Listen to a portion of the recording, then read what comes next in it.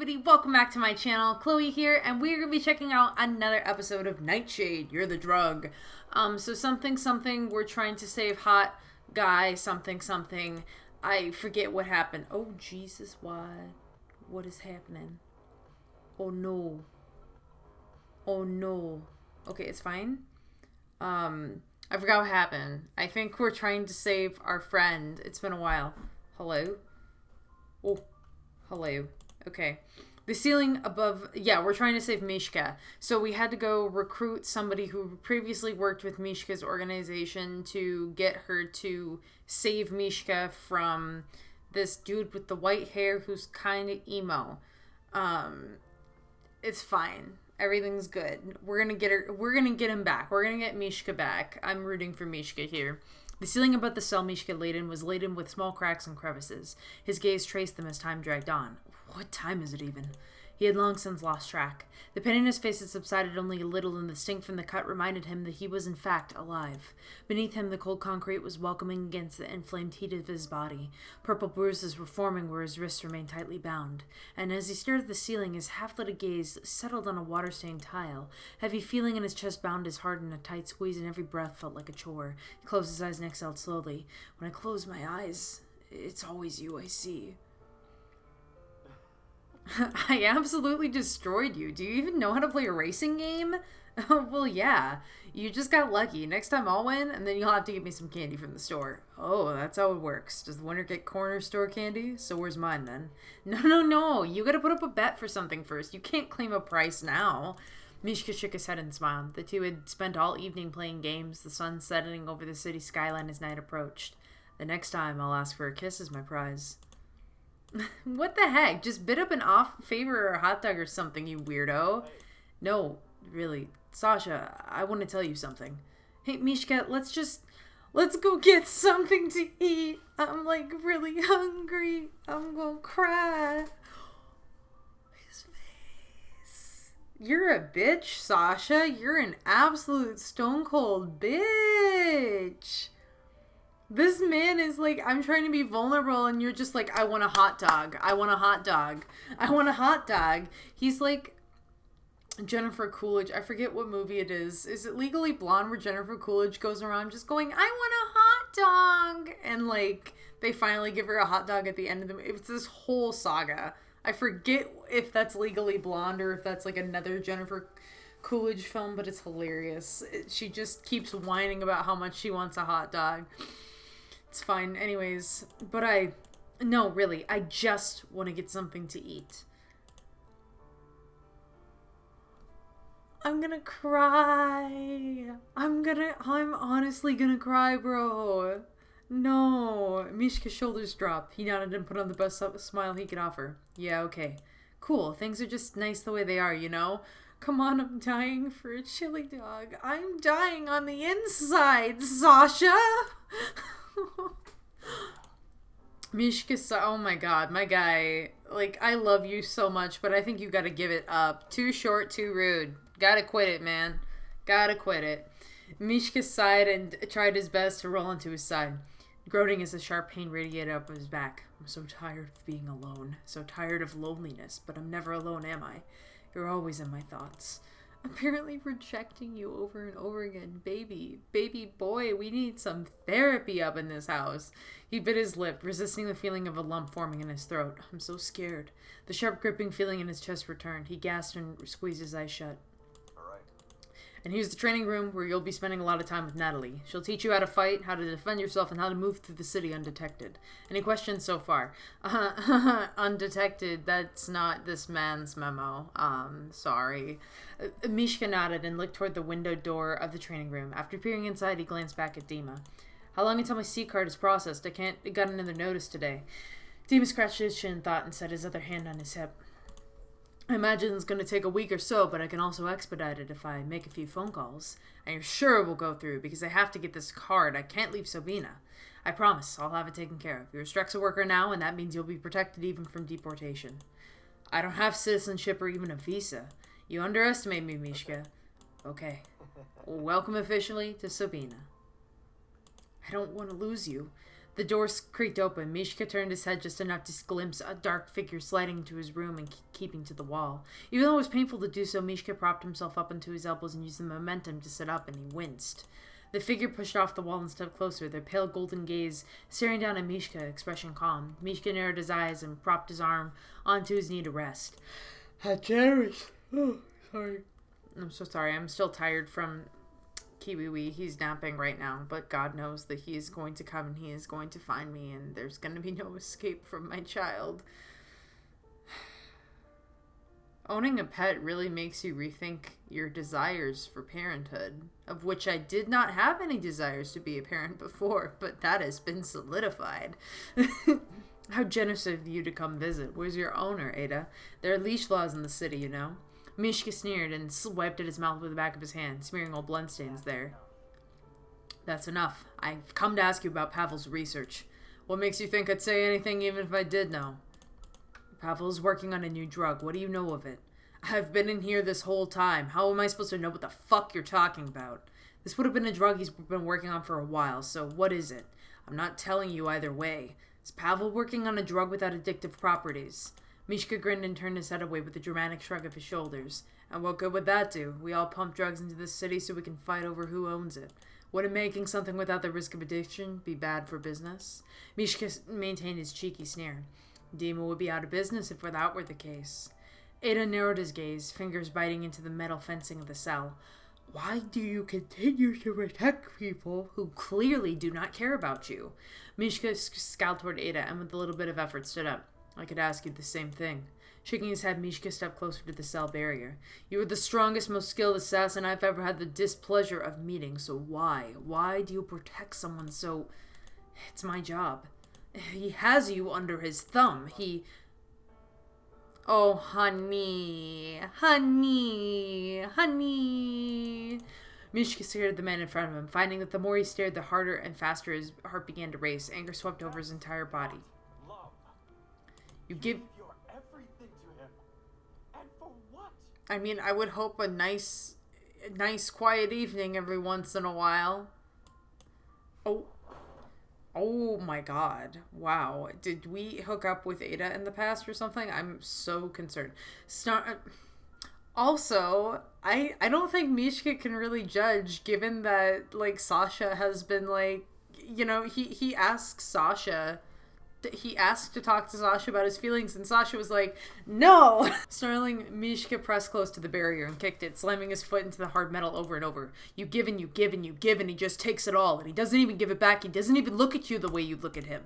Ada stepped back and let his arms drift to his sides. His expression remained deadpan while he watched Mishka's tantrum. You can't be without him, and it terrifies you to lose him. You can't see yourself without him because there is no you without him. Oh my god, this is projection. This is projection, loves. That is not love. Mishka's knees felt weak, his body heavy. With a choked sob, he found himself sliding down the barrier.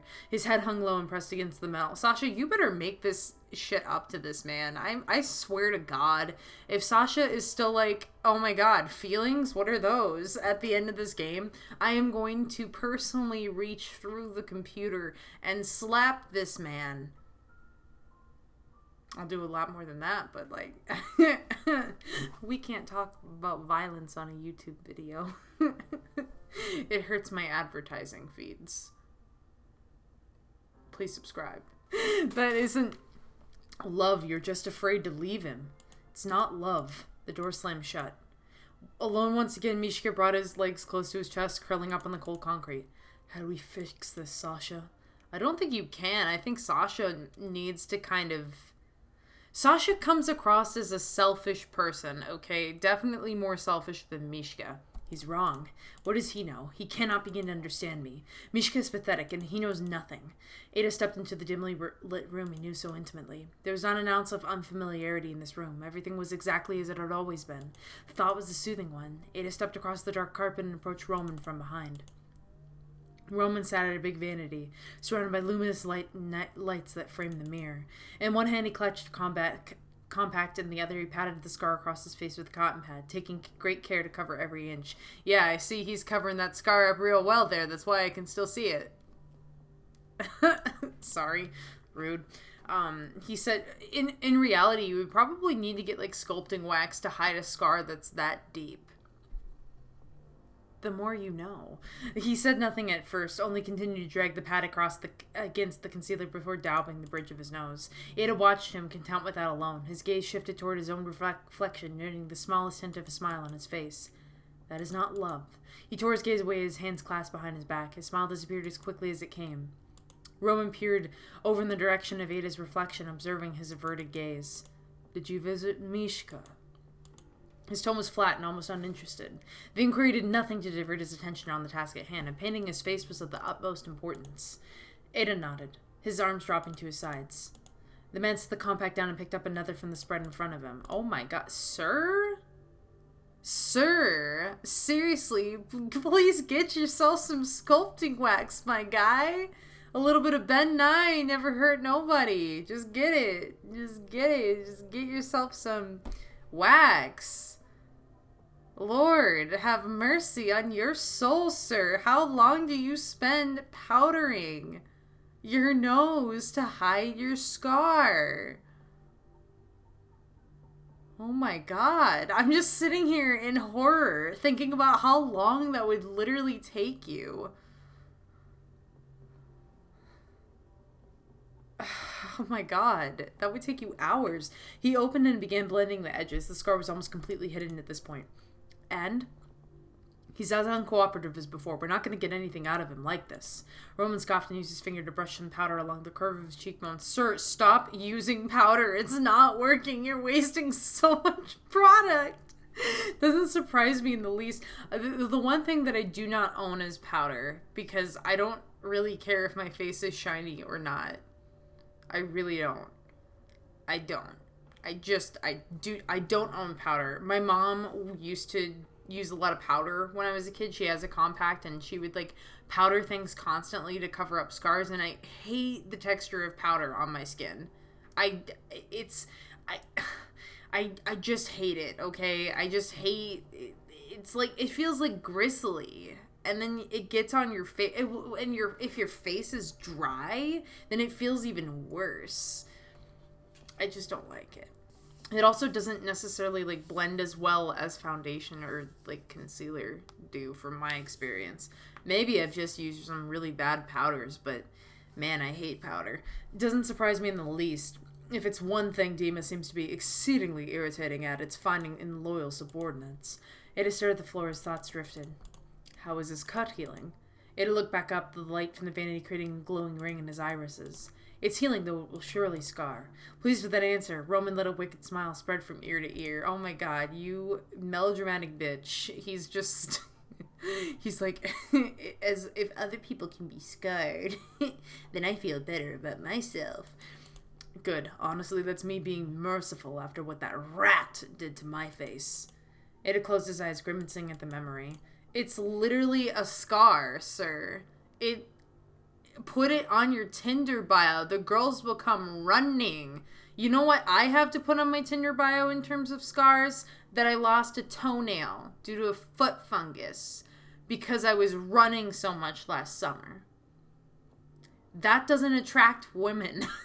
That doesn't attract anybody. Except the wrong kind of people, and I'm still afraid. Get a VPN, y'all. You should have let me kill him back then. Roman couldn't help but laugh, the chuckle flashing his perfect teeth. That's right, I had to hold you back then, didn't I? Ada nodded, moving an arm to the other, just above the elbow in a loose grip. Simp!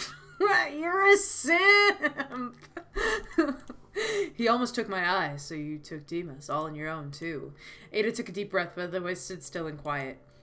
Roman narrowed his eyes on Ada's reflection again. Ada was a quiet man by nature, but this was different. When the silence settled between them, Ada felt a hint of discomfort where there would usually be none. As I understand it, go on. Emerson is looking into the non-addictive drug. Roman sighed with increased exaggeration, his hand snapping the concealer compact shut. Ada was instantly hushed. I don't want to hear about that right now. After opening the vanity drawer, Roman began to set the items back inside. The drawer was organized and tidy. Every item in its precise place. He eased it closed. Now that his face was taken care of, seriously, my guy, get you some Ben Nye wax. I'm so sorry. I have to keep bringing it up. How do you have that many compacts? Oh, okay. A chill danced down Ada's spine, the back of his neck tingling. Now Ada lifted his gaze and met Roman's. His breath hitched in his throat as if he forgot how to breathe. He obliged and neared Roman, heart racing. Roman reached out and grabbed Ada's wrist. While his grip was firm at first, Roman's fingers brushed at the soft skin of Ada's wrists and loosened. You're on edge. His voice was hushed. Black strands of hair fell over Ada's features as he tilted his head, cautiously lowering himself into Roman's lap. When he was met with no objection, he leaned close. If it's obvious, then I apologize. It was something Mishka said, that's all, that it will pass. Roman cupped Ada's jaw in his hand and turned his head, bringing his lips near Ada's ear. Don't listen to a word he says. You are perfect. The word held so much weight that hearing it roll off of Roman's lips like that, Ada felt a wave of heat spread down his thighs. His exhale was shaky and uneven. Ada turned his nose to settle into Roman's jaw. His eyes closed. Roman smiled and let his hand drag along Ada's back, one finger at a time. You are perfect. That's it? We just got a cuddle? Man, you simp. Sorry. Simp territory, simp. Simpy, simp, simpy. Simpy, simp. Simp. Simp. Bright and early, an all too earlier familiar purple car pulled into a spot in front of the flower shop. The parking lot was otherwise completely empty, and a closed sign poised in the window was a clue as to why. Vadim gripped the wheel of the sports car and leaned his head back on the headrest behind him. He took a deep breath, flexing his fingers. Pop's been working all night. Maybe some flowers would cheer him up. With a newfound determination, Vadim opened the door and stepped out of the car. After locking the door with a satisfying beep, he headed towards the closed shop. This was Rex's shop, after all. They would let him in. He pressed his hands to his temples and peered in through the window. After spotting Siren near the back, he gently knocked on the glass. Siren, a little startled, hurried on over and unlocked the door. The bell chimed as he shoved the door open and peered at Vadim. Oh, Vadim, I didn't expect to see you here so early. Is everything all right? Yeah, no, everything's fine. I just thought I'd stop by to get some flowers. For real this time. Siren paused and stared at the other man for a moment before grinning. He nodded his head and moved to let Vadim in. We're pretty close to open hours anyway. I might as well just leave this door unlocked.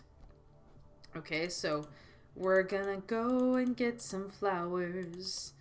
Okay, so that basket might be nice, but he'll know right away those tulips are fake even if they are just for show. Buying flowers for Pavel is like cooking for a chef. I would give him a bird of paradise, just because I think those are cool. Oop, someone else is in the store. Well, dear cutie, but it looks like what I'm after is over here. Oh, Neo. Okay, Neo's coming to talk to us. Hello, cowboy. It's been a while, my friend. I'm glad I was able to track you, though really, you're not too hard a man to track down. It's good to see you, too. How's the freelance life? Still getting by all right? You know it. And you? You still like working for the man? I like having job security, that whole thing. People always have to have some kind of information they want others to know. That's my job security. Speaking of information, so you know that thing you wanted me to look into a while back? I'm pretty sure I gave Neo a deep voice in previous episodes, but I'm just not going to do that because I have too many deep voices, and I need to distinguish. That was a long time ago, Neo. I don't think... Oop. It truly is, my friend. I found something. Okay, so we got some information from Neo. Okay.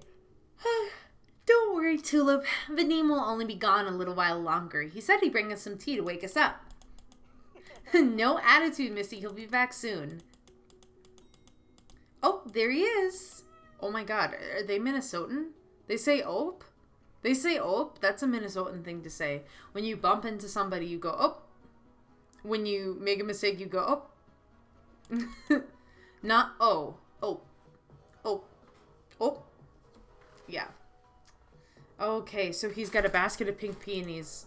Oh my god. And then he brought us tea. He is a man. He is a man and he is a good man. What a man, what a man, what a man, what a mighty good man. Okay, anyways. Vadim peonies. That's a little surprising, but they're beautiful. Speaking of surprises, I have one. So do I. Oh, what's the surprise, sir? Another surprise? Weren't the peonies enough? This one's better than peonies. Oh, tell me yours first, then. What's this? The surprise. I think we have a lead. A lead? Like, a lead? Did someone spot her? Open it! Okay. A small group of cloaked suspects were seen leaving the governor's personal estate on the night his body was found. Further investigation will be conducted alongside the allegations of the governor's involvement with human trafficking. Vadim, this is in Greece. They spotted the group in Greece. I have family in Greece. Now you have family in Greece. We have family in Greece. What are we waiting for? I have so many things to pack and so many notes to write for someone to water the plants, and you finally get to meet my mom. Easy, easy. We don't know yet if that was her. We'll need to look into it. Besides, we can't go anywhere until you finish perfecting the NS. Well, then pack your bags, mister, because I have finished. Surprise! Wait, you finished it and you didn't nap? Yes! The preclinical testing stage proved to be really promising, and every test conducted so far has been incredibly efficient. I'm certain this is it, Vadim. But that's not even the best part. What's the best part? You going to bed after this? Initially, we were looking into how this new formula works on neurotransmitters in the brain with the reward system and dopamine. And the goal was to figure out a way to turn the volume down, so to speak, on the trial drug's reward signals. Well, basically, we were able to isolate the non-addictive properties of the strain and amplify them. So it made way more sense to turn our efforts into a pharmaceutical that fights addiction. Sasha has made a pharmaceutical drug to combat addiction. We aim to release it soon in recovery centers within the city. Huh. So is it like, it's like a party drug, but it's like taking Molly, but like you won't develop an addiction, and in fact, it helps you with your addiction. That itself sounds like it would help you develop an addiction. It's fine. For far too long, we've sat idly by while the people in our city have suffered. This new anti-addiction drug will be the first step in a long road to healing for addicts across Sabina. Struxa will completely fund the clinical trials and next stages of development for this breakthrough drug. Beyond that, we'll be partnering with the mayor to ensure the drug is both widely available and low cost. I'll take questions at this time. Ooh. Uh-oh. Sir, is there anything I can... He's practically spitting on me. This mother is actually spitting in my face. That's just fantastic, isn't it? First, this guy decides to blow up our warehouse, right? And then he decides to brick my business. He wants to take away our market, and for what? So he can control my city? Can you believe this guy? That guy is something else, huh?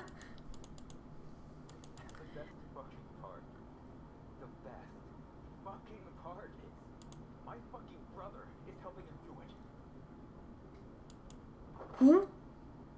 Who's your brother? Who's your daddy? Who? I'm so confused, sir. Sir, who's your brother? Convince Ilya to turn his back on me. Dima's... I made him who he is. Jesus Christ. Okay. Sir, if I could... They're both looking down on me. Okay, he's bleeding now. Gentlemen, I should have expected this, right? Ilya always finds ways to undermine me. He always has. He's not better than me, and he's not better than anybody, mayor or not. Those rats know addiction is fueling our operations. Dima himself relies on it. There's no stronger market. This is absolutely... There's still time to correct this misstep. Dima has forced my hand on this. It's time we paid our guest one last visit. I'm done being nice. Oh, what a twist! What a cliffhanger! And unfortunately, I do have to bring this episode to a close. So if you did like this episode, please leave a like. It really does help the channel out. Also consider subscribing. And when you subscribe, share the notifications bell so you get updates on when I upload future episodes. Without further ado, thank you all so much for watching. Bye! I'd like to give a very special shout out and thanks to the following patrons: Deep Dive Dylan, D. Roberts, Brian White, Caleb Putnam, Robin Harper, Bob Conway, Cody Webb, and Maticus Sama. Thank you all so much.